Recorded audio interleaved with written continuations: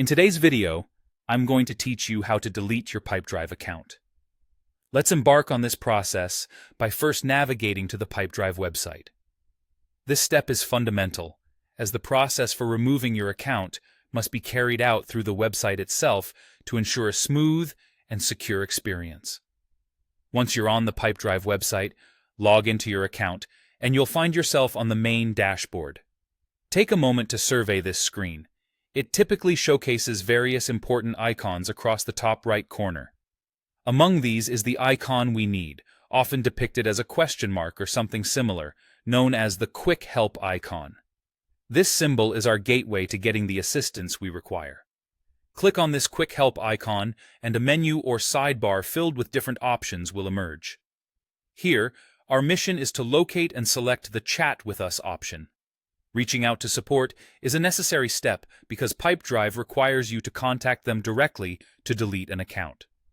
This approach adds an extra layer of security, helping ensure your request is genuine while allowing Pipedrive to address any unresolved concerns or offer alternatives before your account is permanently deleted. Click on Chat with Us, and you might be prompted to explain your request briefly. At this point, simply type that you wish to delete your account. Once you've sent your message, a support representative will join the chat shortly to assist you further.